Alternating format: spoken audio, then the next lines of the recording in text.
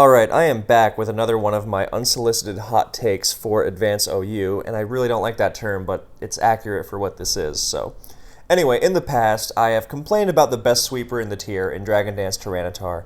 I've ripped into another great Pokemon in Offensive Calm Mind Suicune, and I put Salamence, of all things, on a pedestal as the tier's best choice bander. So, according to some people, I have some weird opinions. But today, I'm taking it a step further. I was originally going to make a video about Dragon Dance Salamence in a vein similar to that of the Tyranitar Suicune videos, where I just complained about how, for one reason or another, it was not able to do everything that you would want it to. And then I realized I would rather just make a video on the playstyle that Salamence fits on the most, because I have had similar complaints about the playstyle as a whole. So, a couple disclaimers. Physical offense does have merit. I'm not saying that it is unviable garbage never to be used. And I have used it a lot in the past. That's where, my complaints come from.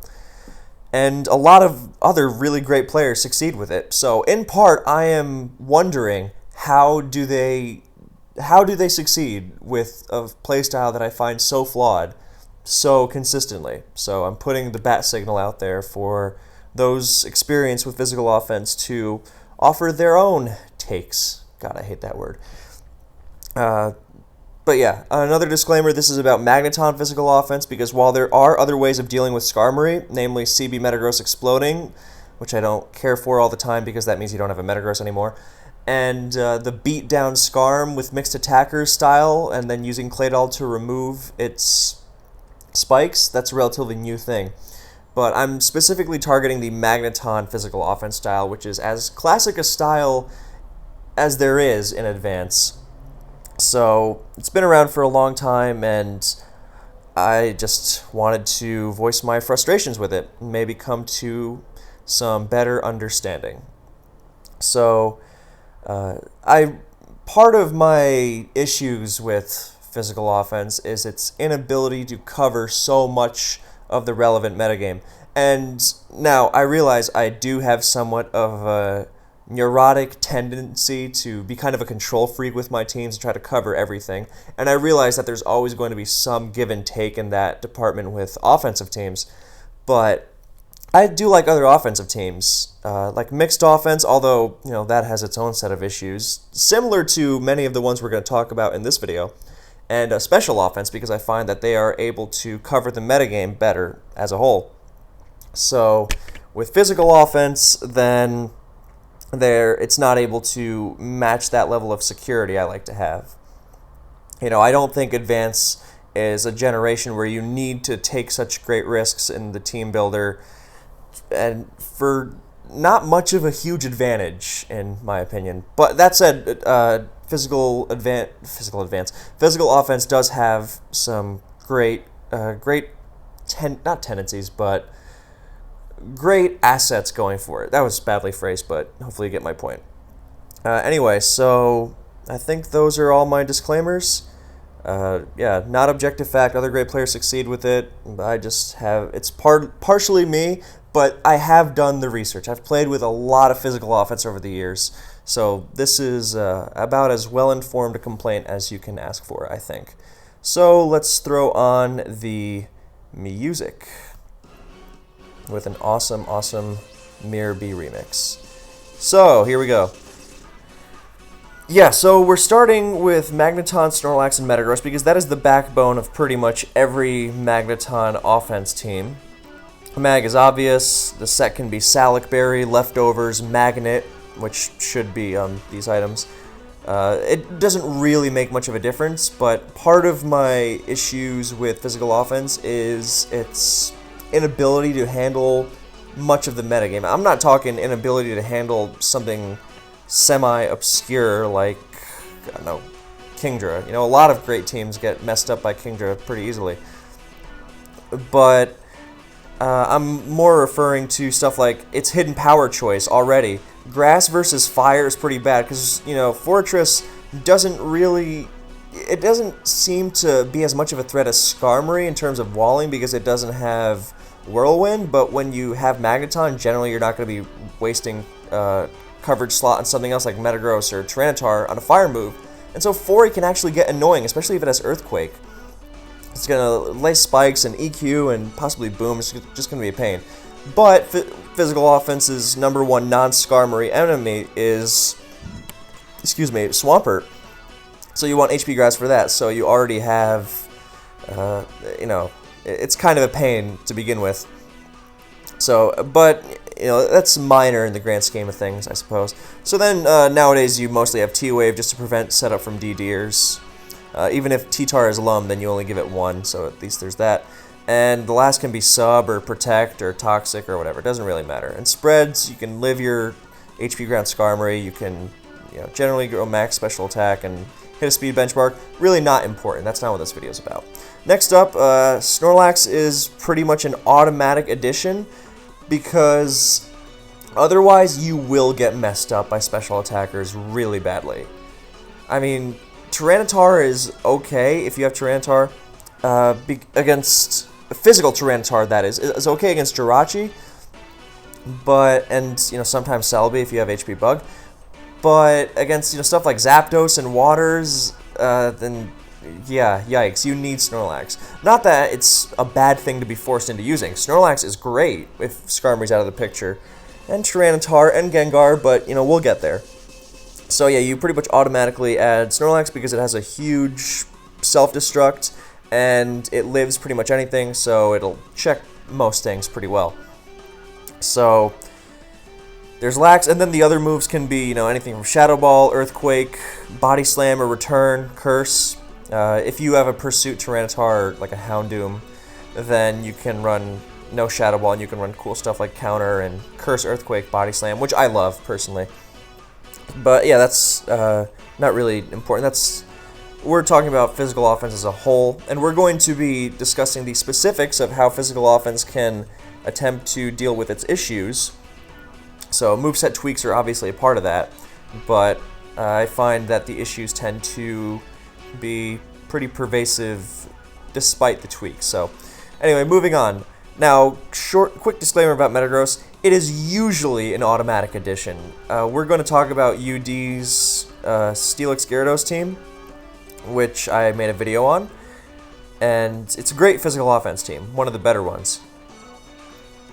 But normally, what Steelix does is very unique and very important, but most of the time you're going to want Metagross because, stats, move pool, it's Metagross. It's a great Pokemon you pretty much always want to be using, especially when you don't have to account for Skarmory with it because you've got your Magneton. So, Metagross can run Mash, EQ, and then whatever. You can run HP Grass, you can run Agility, you can run Protect.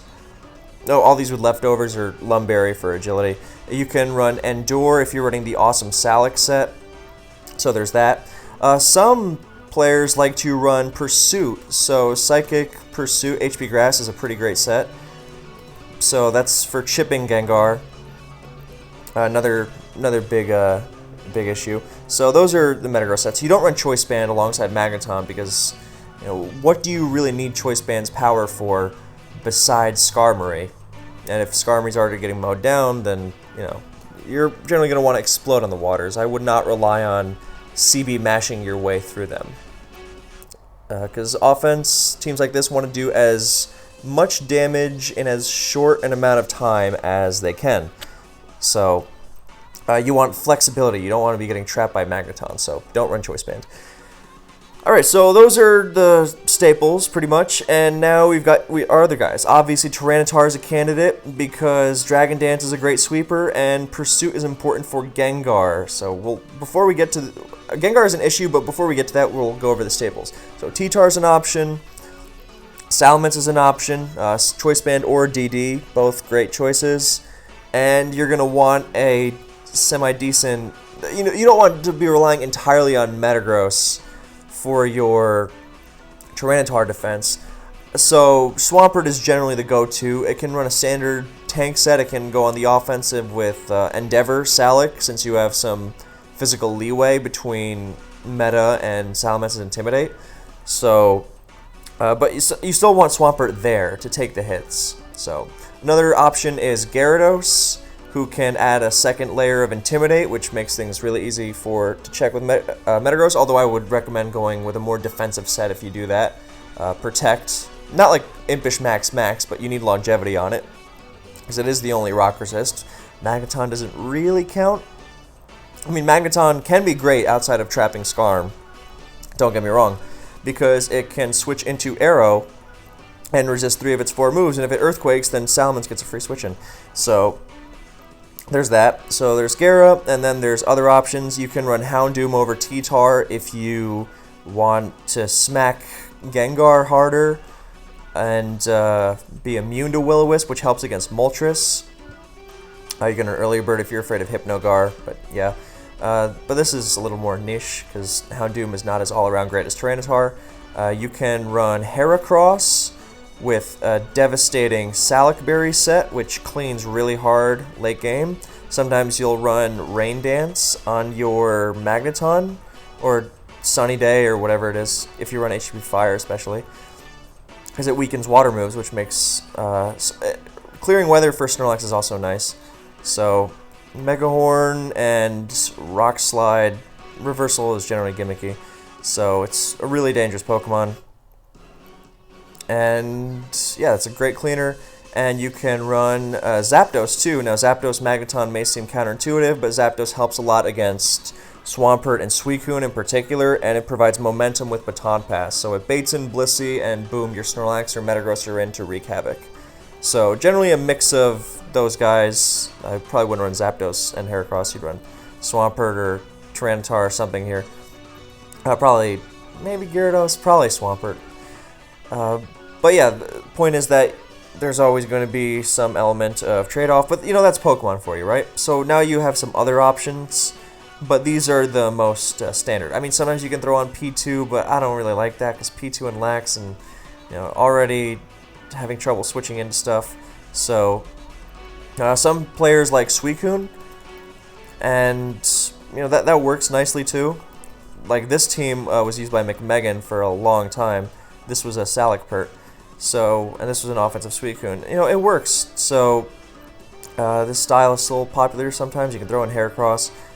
Blue offense is what it looks like, because its magnets are blue, and Snorlax is blue, and Meta blue. So that's one way to put it. And Heracross is also blue, so you can throw it on there. Yeah, so that's what it generally looks like. You know, you mix and match. So now the issues. What bugs me?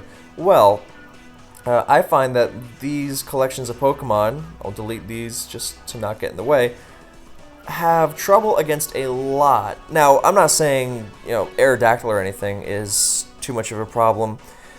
It's more of, because, you know, you would think, oh, Aero, fast, strong against offense is nightmarish, right? No, not really. It's the things you wouldn't really expect to be a problem. Like, Blissey.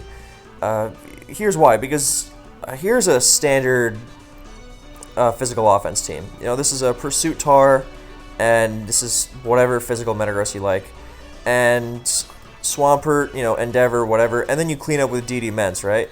So let's take the most standard team in Advance. This is only 5 Pokemon, because it doesn't even matter what the 6th is. If you cannot beat this 5 plus their common 6ths, then your team is not viable. And I don't care how rarely your opponent uses it, your team is not good if you cannot beat this. That's the gold standard, and that is not really up for debate, in my opinion, of course.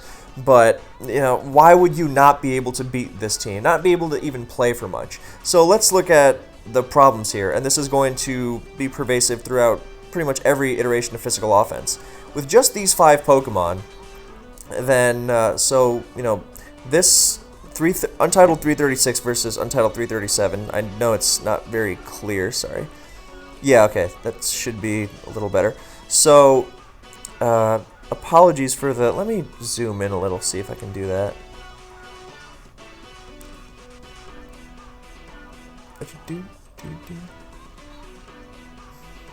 Yeah, I should probably not zoom in much more than that. Alright. Sneeze coming in, excuse me. Alright, so Magneton is not a lead, obviously. You can lead with T-Tar, Metagross, or Snorlax, or Mence, or Swamp, whatever you want, really. So, here's the problem. Every single Pokemon on 337 is going to interfere in your plan somehow with the physical offense. So here's T-Tar. With max HP, it always lives a +1 Earthquake from Salamence. It's the strongest hit you're generally going to be hitting it with, unless you got like a Heracross or something. But on this team, which is very, very standard, very safe and reliable kind of physical offense team for most things, then in one of the matchups you're going to be facing the most, then it's not reliable.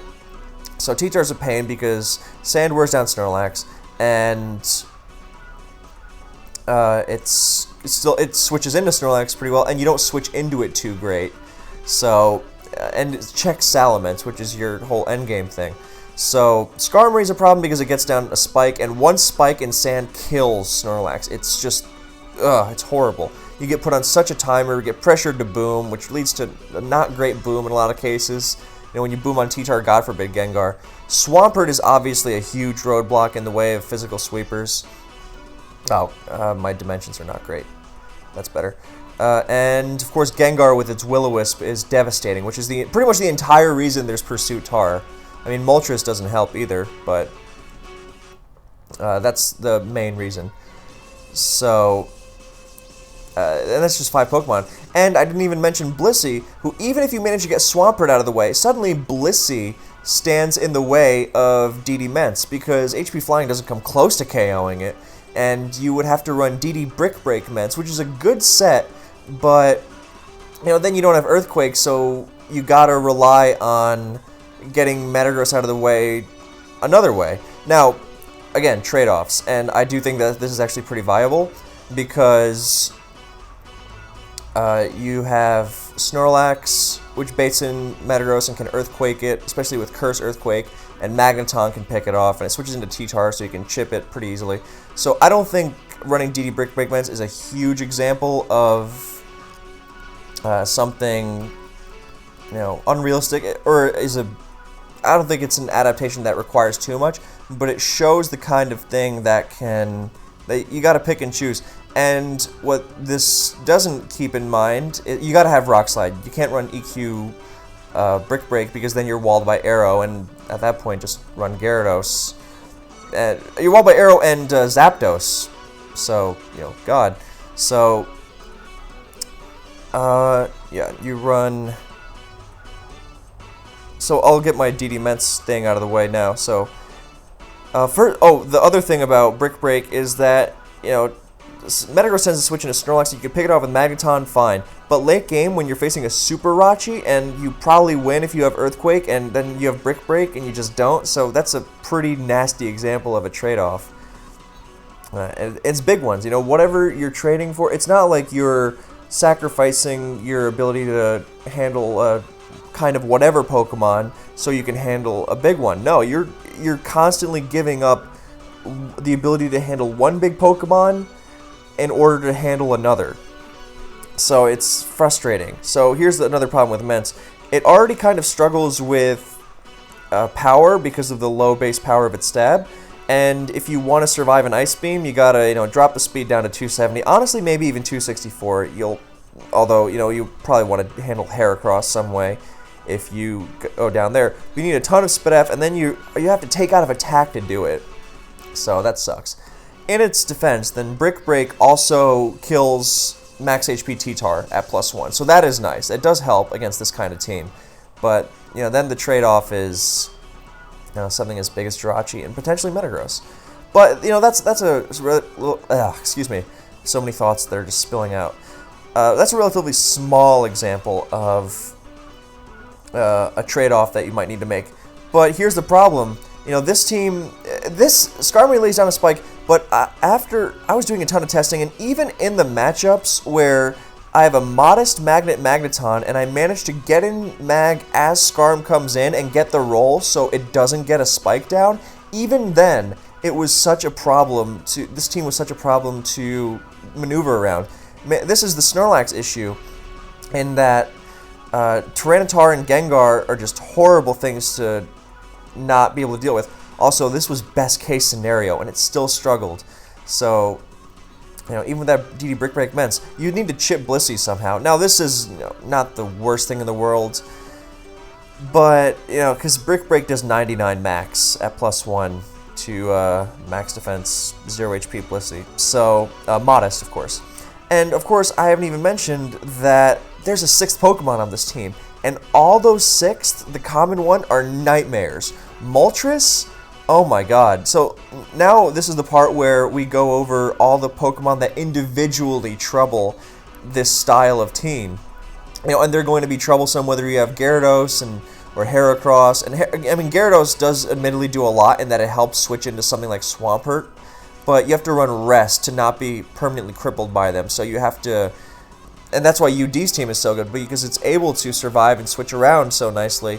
But for the most part, when you're running Metagross, then something like Zapdos is such a problem. So here's, like I said, I'm going to go over the Pokemon that individually trouble the hell out of this style of team, even with Gyarados, honestly. And then remember that not only do they fit on other kinds of teams, but they happen to fit on the most standard 5+1 in the metagame, where you can run these 5 plus any last, and then, it's already difficult enough dealing with these 5, and then they have a last, which also just is troublesome. And it got to the point where I was wondering, why would anyone ever run this style if it's going to be at such a constant disadvantage? That's a question we're going over more later. At what point do you think, all right, well, I need an advantage somehow, so I'm going to bring this team. What does this style actually have any advantages over? So more on that later. Because they do exist, as hard as I'm ripping on it. I just think its issues are huge, and I'm looking for more ways to overcome.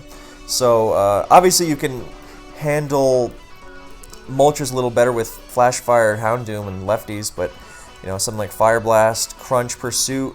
Of course, you need Crunch to actually hurt the Moltres. I guess it can't really hurt you, so maybe not, but it roars with spikes down, so yeah, you actually do want to kind of Pursuit it. And you have to choose between Will-O-Wisp and HP Grass, which is ugly.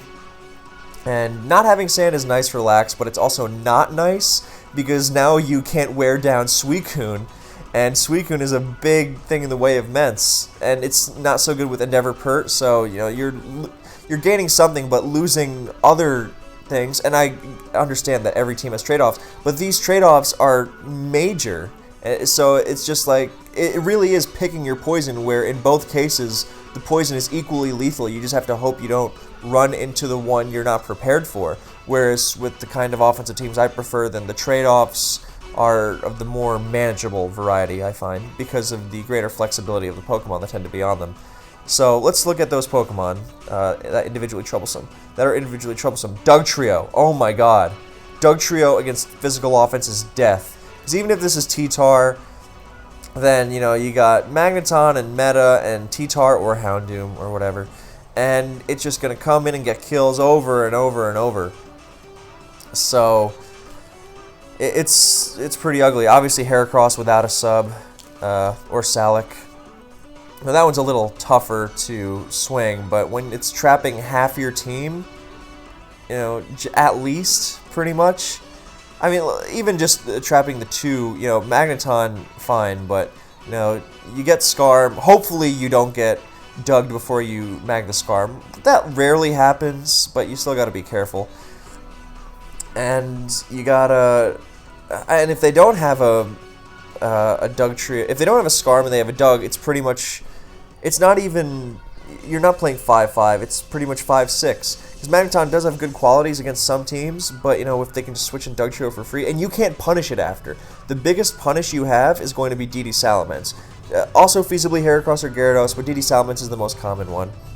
And hopefully you can see that, you can't just rely on, alright, well, as soon as I get Dugged, I'm going to set in my sweeper and sweep their entire thing. Advanced doesn't have power levels like that.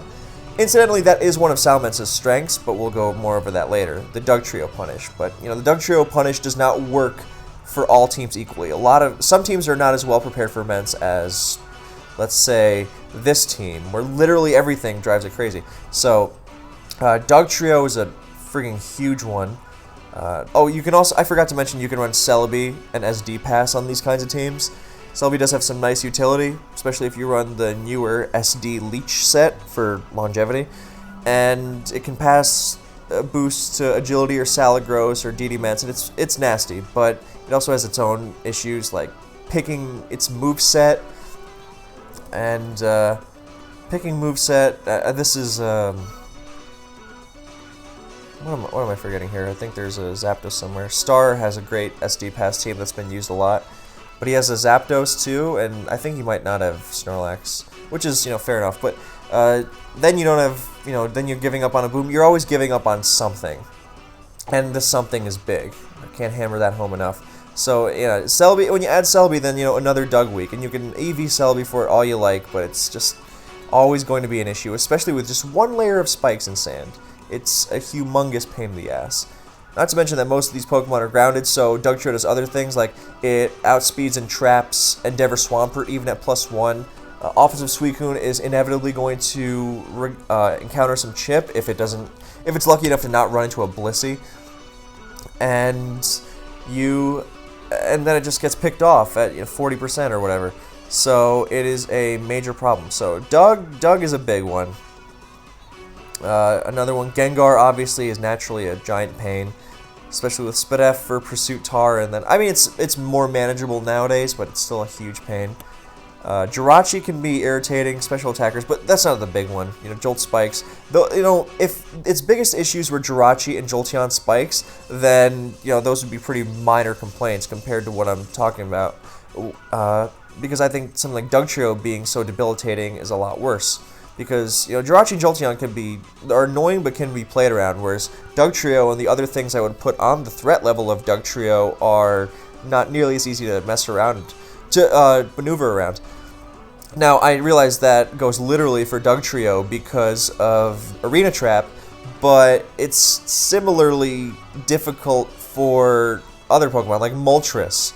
Moltres, like Gengar at least doesn't hit too hard because it's not running stab attacks and often runs a defensive spread, whereas Moltres just ruins everything. The de facto switch is usually a Pursuit Tar, which first of all sucks that you can't run a DD Tar, or just Lumberry, or hoping it flamethrowers as you go to Snorlax and threaten to blow it up. So it's very risky business. A Swampert gets destroyed, Salamence doesn't want to switch in. Heracross, obviously, if you have that, the closest most teams get is as a good switch in is Rest Gyarados, which is still resting, i.e. passive as hell for 2 turns, and then you give the opponent a free switch to, switch in their T-Tar with spikes up and mess you up. So, I'm not saying Rest Gyarados isn't good, it's great, but it has its own issues. So, something like this, which is, on paper, this lineup is fantastic. It's got double Intimidate, Metagross, Swampert, it's great on the physical side, it's threatening, but these, on paper, I really loved this set of 6 Pokemon. I've tried it so many times. You got the 2 strong Intimidators, you got amazing synergy with Metagross and Mence, you got the backup with Swampert, and, then you find out, oh, I don't have Snorlax, so something as simple as Zapdos runs my face over. So, or, Suicune is, you gotta make sure Gyarados doesn't switch in too much, just like you can't use Salamence for actually checking Heracross, because then you don't have the bulk to survive that -1 Rock Slide late game to sweep, which is one of Salamence's strengths.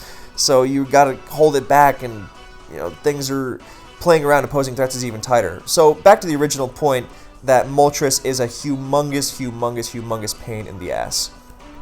And, Dugtrio and Moltres are often, that's another common last on this Big 5+1. Dugtrio is one of the most common, in fact. Dug and Molt, I would say, are side by side, alongside another one that will pop up later. So, another threat, this one's not as often on the Big 5+1, but it's a huge one, Mix Mence. So, any offensive team with Mixed Mence, with Dragon Claw, the Dragon Claw Fire Blast HP Grass thing is incredibly hard to maneuver around. And this is another reason why Rest Gyarados is so good, but again, niche and having to rest. So, let's just say naive for the benefit of the doubt. just to say it's weaker, but even then, it's fast. Dragon Claw, Fire Blast, HP Grass, Brick Break smacks everything, especially in sand. So, your best bet is to pivot Snorlax into a Fire Blast or something. And, that gets really, really ugly. It's not fun. So, let's go back to our original standard team, with our Pursuit Tar. So, as you can see, the minutiae of the remaining members, the remaining 3, they help. Like Zapdos as a way of pressuring Moltres is really nice, but the overarching issue is still there, as in just switching into Will-O-Wisp and its Flamethrowers and Fire Blast is impossible. The best you can hope is like switch Swampert into a Fire move and then Zapdos, if you even have it, into an HP Grass, and it's still going to come in because that's what it does. I mean, that's why some people run Rock Slide on Metagross. If you're running a full physical set, you don't need Protect, you can just run Rock Slide and lure Moltres fairly decently. That does help, but it's not perfect. Another thing players like to do is run Salic Mag, which, it gives up some... you got to run HP Grass because it helps against Doug. It helps against most of the fast things. It turns it into a pseudo check to him. Zapdos and Moltres and Dugtrio, so you can actually check stuff with them. So, that helps, although I don't love, being so much weaker against Skarmory, but you also trap frigging Metagross more efficiently, because you don't have to worry about speed creep and whatnot. So, it's fine. That's another thing. Yeah, so there's that. Mixments is just utter death. And it's not only is he impossible to switch into, he switches in against you. He comes in really easy, checks Salamence, he comes in after Magneton's done something, he can pivot into Metagross, he can pivot into Water Move from Swampert, he threatens out T-Tar. Oh god, it's really ugly. So, once we're on the S's, then we can mention Swampert. Sweep can at least take sand damage, but Swampert is irritating if you want to sweep with a physical attacker like DD Ments or DD Tar.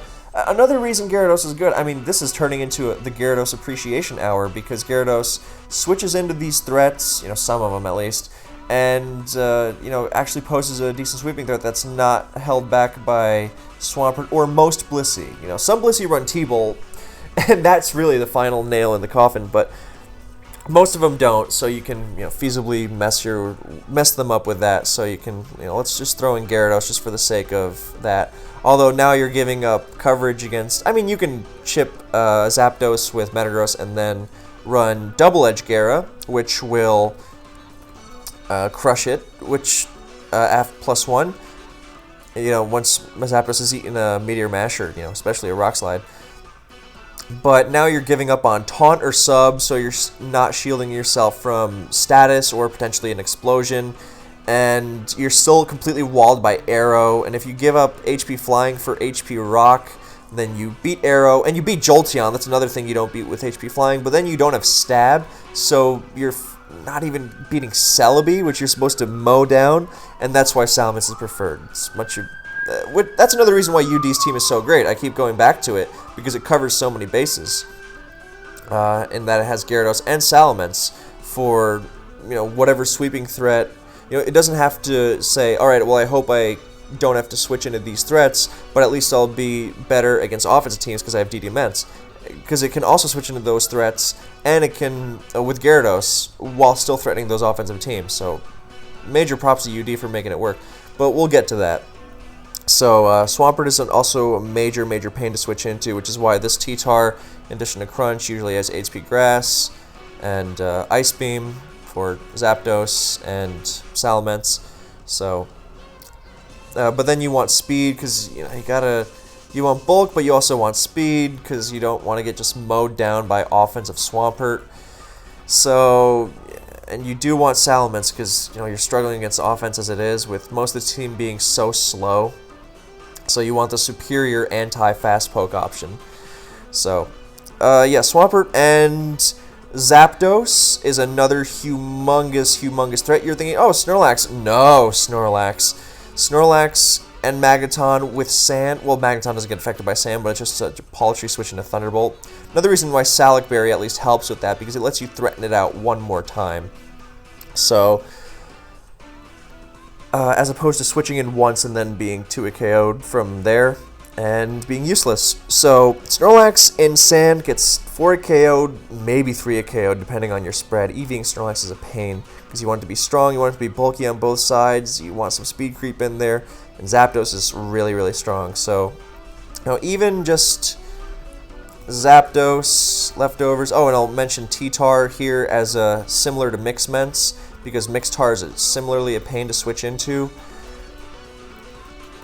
HP Grass, and we'll play it safe again and just assume that the Zapdos is timid, so it's doing less damage. And is this going to give me... No, I want that.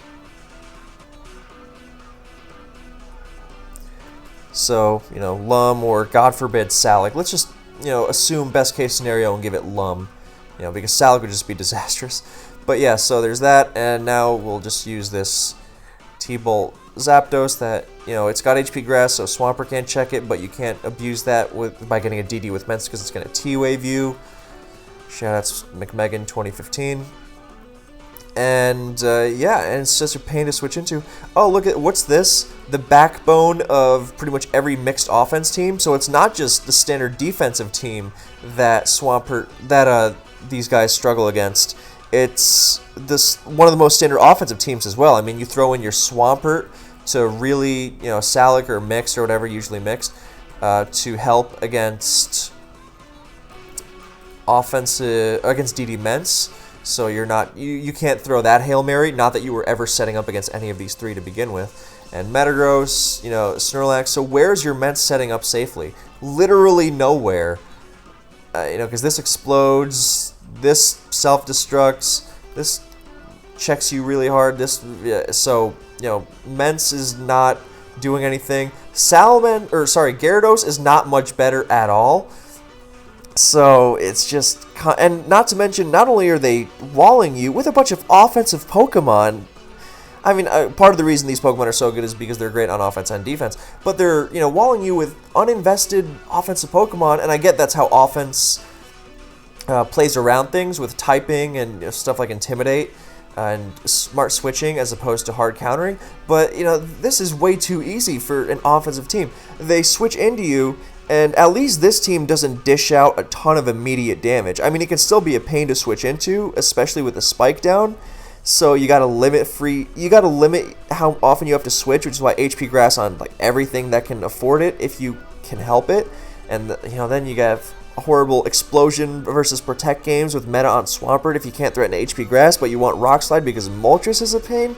And if Moltres is switching into Metagross, you're never getting a clear shot at Swampert, so you gotta, so then it's gonna stay alive to mess up your Ments, and it's just horrible. And and the whole Gyarados versus Ments trade-off. So, and even if you have Gyara Ments with Metagross, then that is admittedly pretty good, but that comes with its own set of drawbacks, including being even worse against Zapdos, because you can't even pivot into Thunderbolt anymore. It just rains him down for free. And at least Swampert threatens it more, and Gyara needs rest to actually be a good switch into any of those threats, so it's kind of like, it can get ugly. Obviously, I would support more offense on this kind of team, with Double Edge, but the threat is still there. And it's not just this defensive team walling you and wearing you down and always being able. So this defensive team is walling you and wearing you down, and eventually you're just gonna crack. But this offensive team is walling you and threatening you with everything they have. And you're not able to. The way offense breathes is that it switches in, it pivots around to threat, but then it responds with its own dangerous offense. 336 does not have dangerous enough offense to threaten 338 with, so you're constantly on the back foot, and once you do get that decent advantage, then you're not able to transform it into any sort of threat or progress, because they just switch into you and keep the assault going. So the advantage here is immense, no pun intended, and the disadvantage for the physical offense team rather is immense. It's an advantage for the mixed offense team. So you're a constant back foot, and when all these matchups are just not so great, then I'm wondering, where is the benefit? So, another team it's going to struggle with, the special sweeper teams with Dugtrio. So you got Suicune to be a pain. You got Doug doing what Doug does. And then you got Celebi and Jirachi. And then you got other stuff. You got Gengar often, which is, again, a pain, alongside Dugtrio to boot, and then you got these special sweepers, which Snorlax crumbles against in sand. If you don't have sand, then Suicune and Celebi aren't affected by sand either, so it's it's not working out so nicely either way. And, then their last can be Zapdos or Tyranitar for even more pressure, and you're just like, do I really have the advantage here? Because it's... you get one real shot to clean these teams up, which is with Salamence off a Doug DD, so that by that point you gotta have dealt with Suicune, and good luck switching into those Hydro Pumps. And if you have Gyarados to switch into it, then Zapdos comes in for free and makes your Snorlax even weaker, so it's just really ugly from every which way. And at least you have a shot here because Celebi doesn't run Ice Move, so you can grab a DD there too, but it has to be perfectly timed, and it's not great. So Jirachi often doesn't run Ice Punch too, but it also often does. So, and not to mention, there's still a ton. While it's not as well, this team doesn't wall you as much as 338 does. Then it's pressuring you to a similar extent. The Zapdos can be T-Tar, so you can't even rely on Lax being outside of sand by not switching in your own T-Tar or not having one. So it's ugly.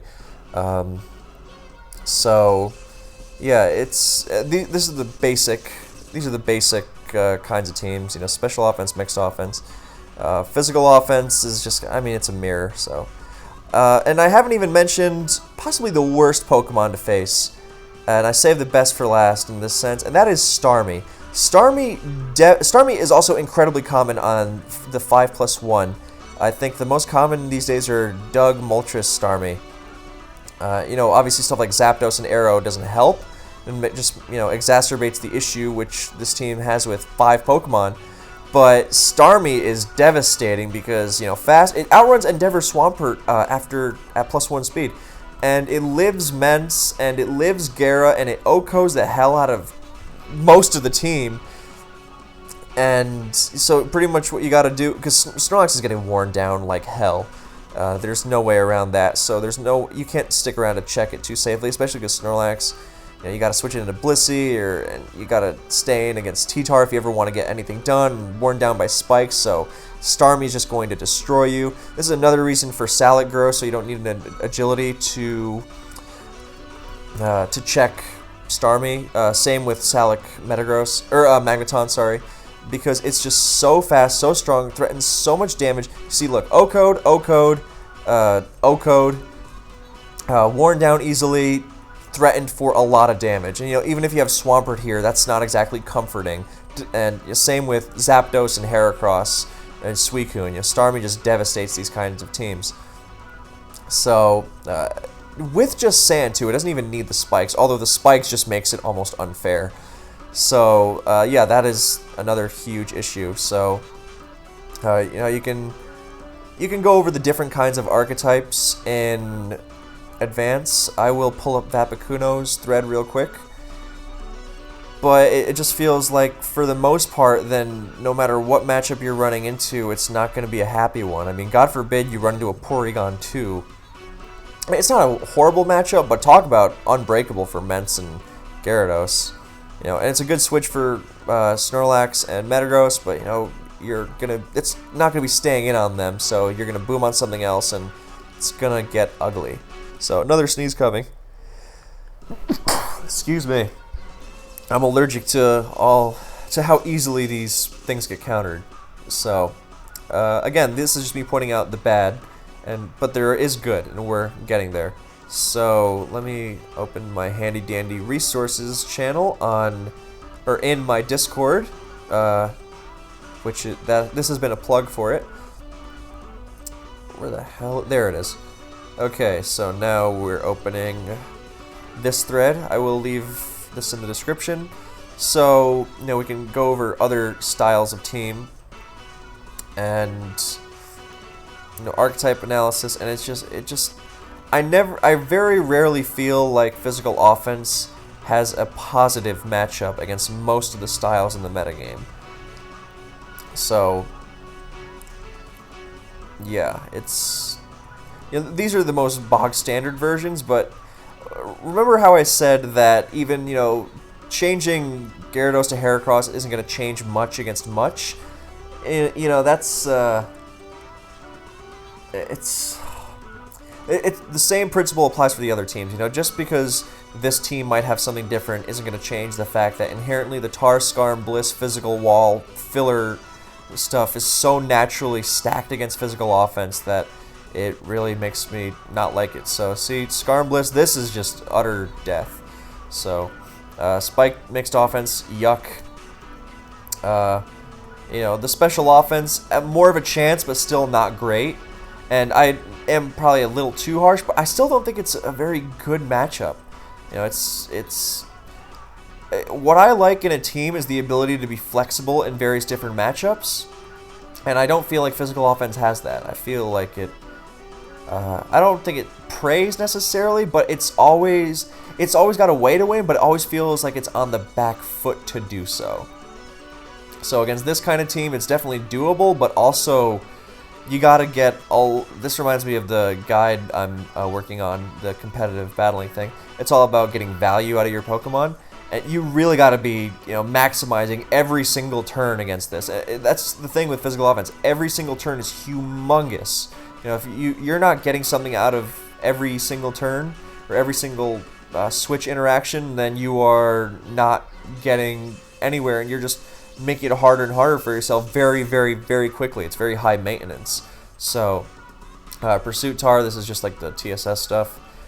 This stuff is also, the special offense is just, yikes. So, Dugtrio Stall, so this is actually, these matchups are the ones that I kind of do like physical offense against. So I'm going to talk about those really quick. Actually, no, you know what? This thread is a fantastic read. I recommend it. But first, I'm going to go over 2 SPL replays I had. Because, like I said, I tested a lot of physical offense in SPL. And I admit that I would be more comfortable bringing it to a best of 3 scenario. But even then, it has its issues. And, with my tendencies, then, to not want stuff left up to chance, then... because I like relying on myself to win games, as opposed to as opposed to being on the back. But relying on myself is not the same thing as constantly being on the back foot and scrapping from behind. So,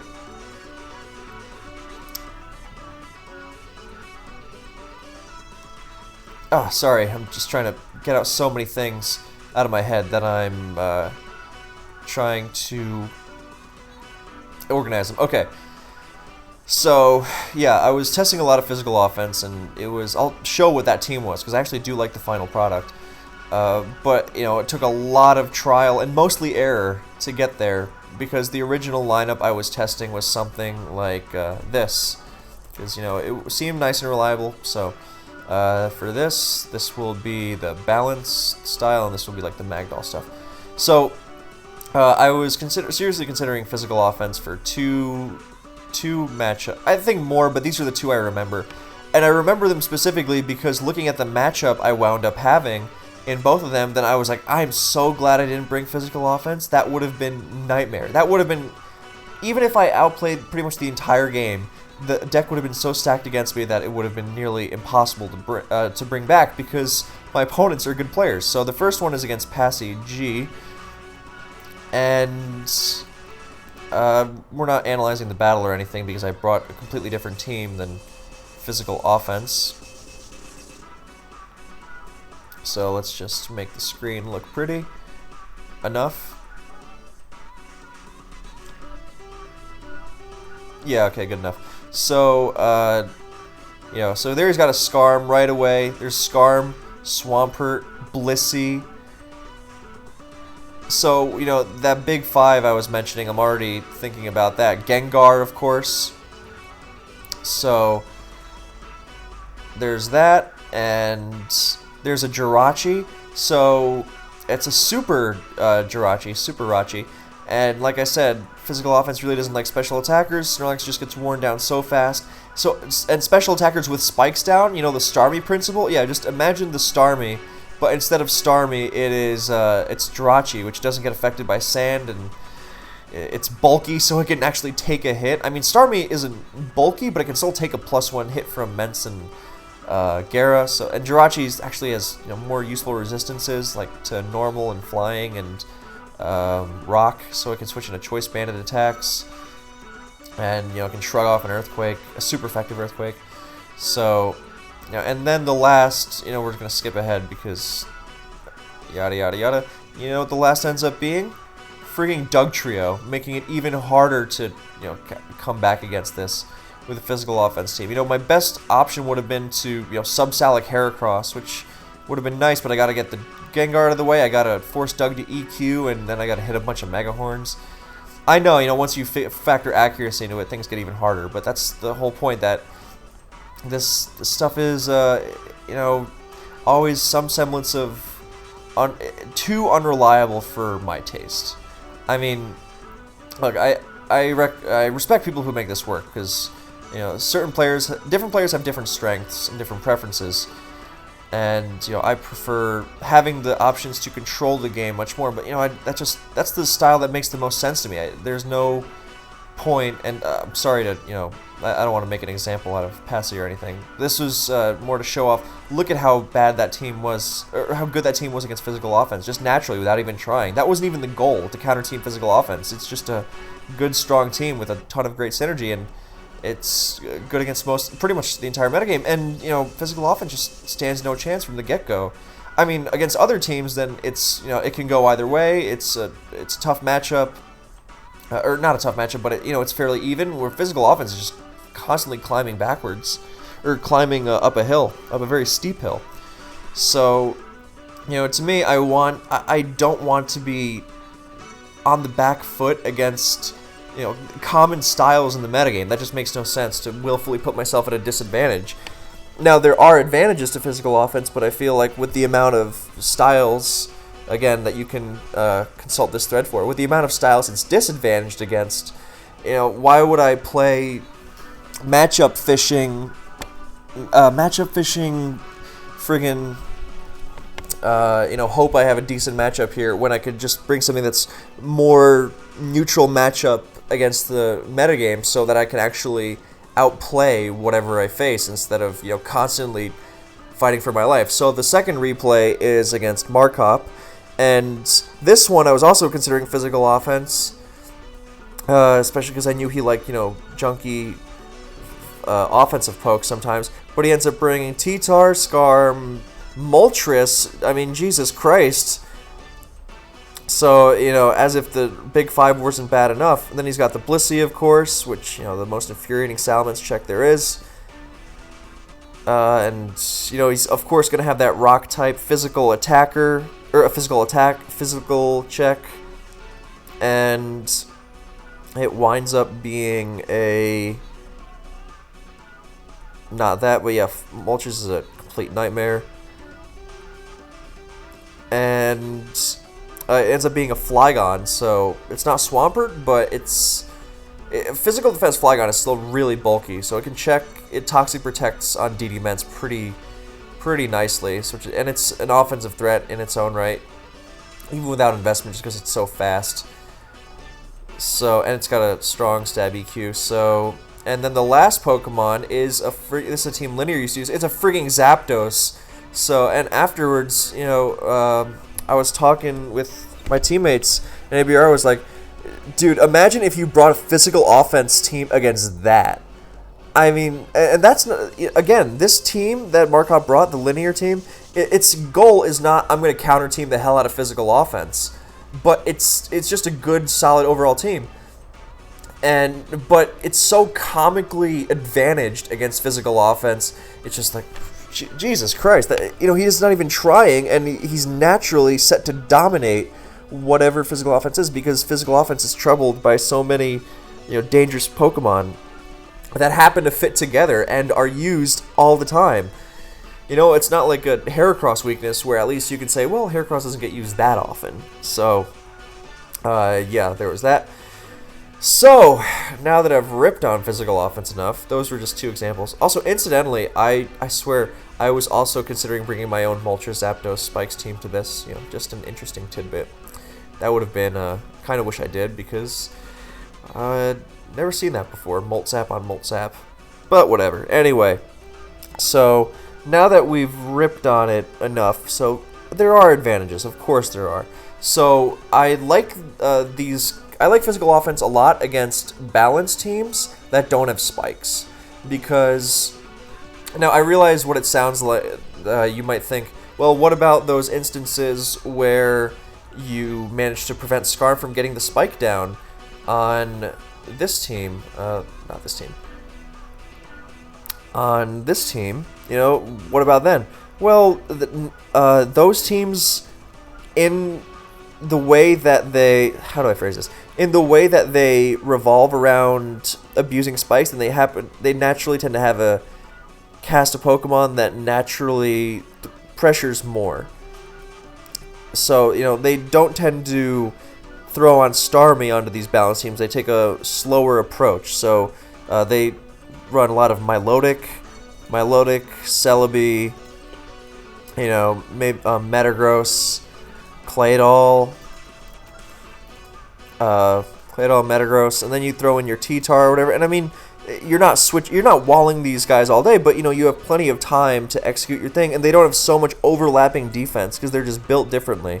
So, you know, you can have your Doug here, and you know, Doug is like the worst thing you can have here, and Milo is annoying, but you have a lot more room to pressure because your main pressure tools are Snorlax and Metagross, and it's when there's so much overlapping defense on the opposing team that they not only are your Snorlax and Metagross on really quickly ticking timers that, you know, you're forced to boom into something that you might not want to. Not only is there that risk, but it's also a problem because they have so much overlapping defense that you can boom on something that gets in the way of your Ments or, you know, Gara or whatever, because they can also run Arrow in the last slot to make it really impossible for Gara. And they're like, all right, well, you boomed on my first Ments counter. Now I only have 4 or 5 left. So it's not something you really want. But with this kind of team, then, you know, it feels a lot more fair. I mean, these are all physical checks in a sense, but they're not so ridiculously overlapping that they feel impossible to break through without perfect play. I mean, I'm not saying that, you know, that 336 on 337, you know, and the many variations of 337 with whatever last slot they choose is, you know, a 100-0 matchup. Obviously, it can be beaten, but that's all I was testing against when I was, you know, testing the style in SPL. And, you know, I had my reservations about the style before, but, you know, it really affirmed itself to me as frustrating for my style, at least. You know, in this most recent setting where I got to win, so, you know, pick the best slot, and it just never picked the best style or the best strategy to do it, and it never felt like the best choice to me. And, you know, if you can't beat this, then, you know, God help you. So, you know, this kind of style, this isn't like a perfect team or anything. It's just some balancy Pokemon I threw together, but I actually think this team is pretty good. And you can throw in whatever specifics you like, you know, better special wall, whatever. But, you know, these kinds of balance, or here's a better example. This is an actual team. You know, so Swampert, Bliss, Metagross, this is what Conflict used against me in SPL. Oh, no, he used Starmie. But another team that gets used, like something like this. You know, this has physical checks all over the place, but it just, when you're not walking on eggshells around the Skarmory and the Spike, then it feels a lot more manageable. Or, you know, even if you have like a Swampert here, which is a very common, or it used to be a common lineup, and even if this is a Mixed Ments, you know, it just feels, you know, I can't quite put my finger on it because, you know, you don't need your Metagross for the Skarm, but when you know you're not dealing with spikes, it becomes a lot easier. You know, if you get this Skarmory before it gets a spike down, you know, and you get the roll with a modest Magneton Thunderbolt, which again is what you need, so you're giving up your Salac Berry against Starmie and Dugtrio and Moltres and Zapdos. But even if you do get that, then you know it's still uphill, but it's, you know, it's not completely undoable. It's mostly moveset tweaks that to help. So I may have over-exaggerated that a little bit earlier, but again, you do have to be very conscious of it, because even if you get that Skarm and you have that 6-5, you know, then it's a lot nicer. It's still something you have to be very conscious of, because these guys are such huge threats. It also helps that this Starmie set is not the 3 attack set. It's a Rapid Spin, Recover, and then, you know, Thunder Wave or Psychic to blow by Gengar and whatnot. But, you know, this is a lot less threatening without the Bolt Beam coverage. So, you know, your Gyarados or your Salamence is actually much more of a threat. So you can play around it. I mean, it's still not ideal. It's still actually pretty good against physical offense, mainly because of the mixed ments. But, you know, if this is anything else like a Zapdos, then it's pretty... Or like a DD Ments, which is what Conflict used against me. You know, the difference between Dragon Claw and Dragon Dance is night and day. So it's a lot more manageable, in my opinion. And you can also go for more boom or bust kind of pokes, like Heracross. Heracross is great. And the other style I want to focus on as being excellent as I want to focus on as being excellent against as physical offense being excellent against, sorry, we're definitely nearing the end of the video, is Magdoll, because Magneton Claydol stuff is super wrapped up in handling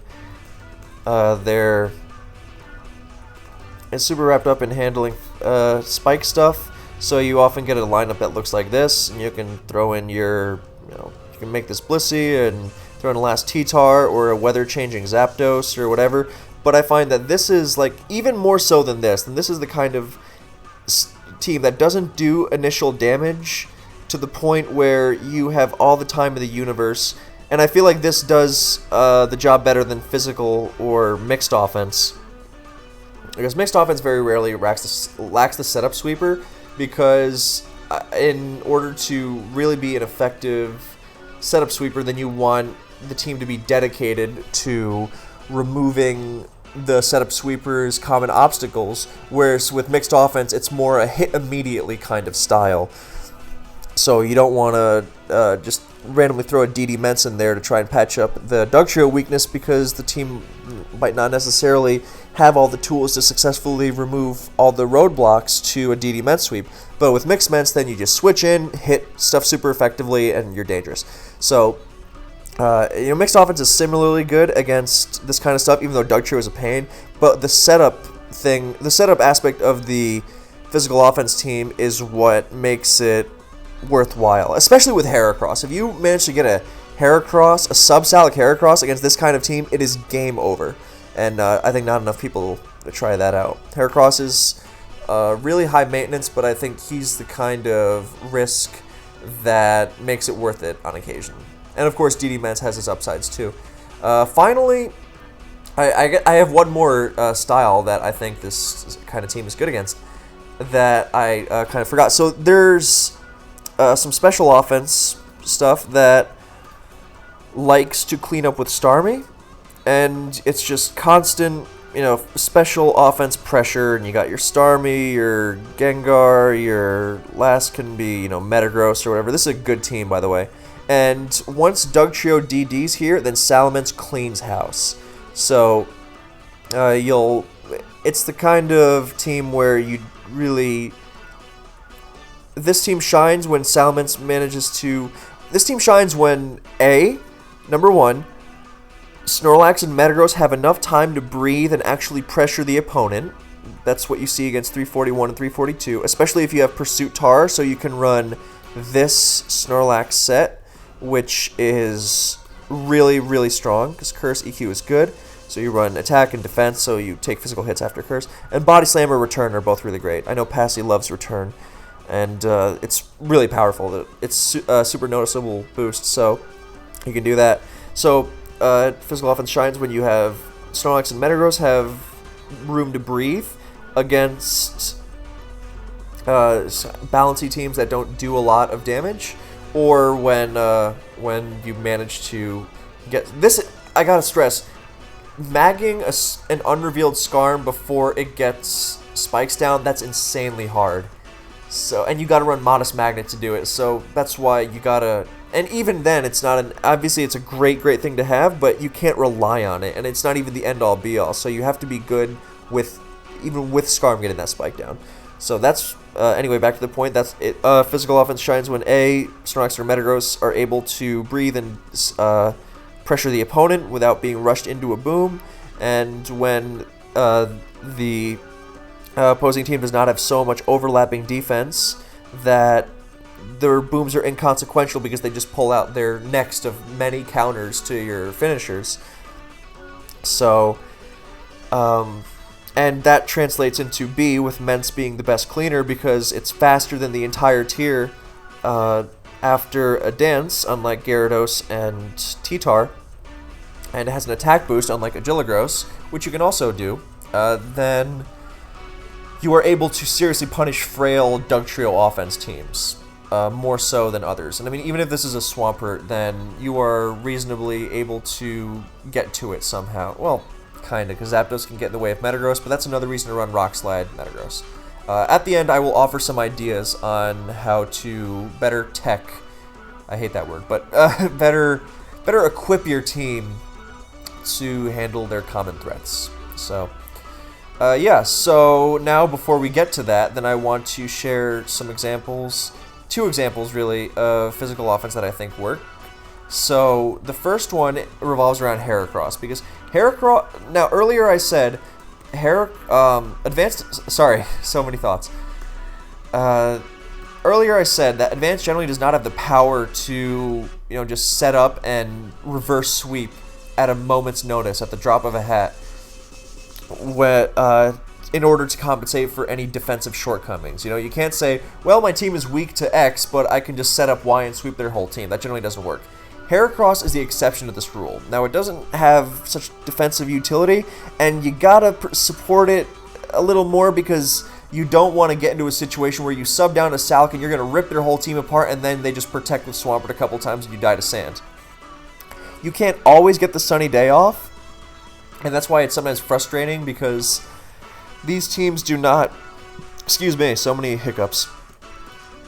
These teams often do not have the ability to reliably remove T-Tar, but, if you have like a Curse, EQ Lax, or just an EQ Lax, maybe even Brick Break, honestly, then maybe it's a little more reliable. So, Hidden Power, Sunny Day, or, Rain...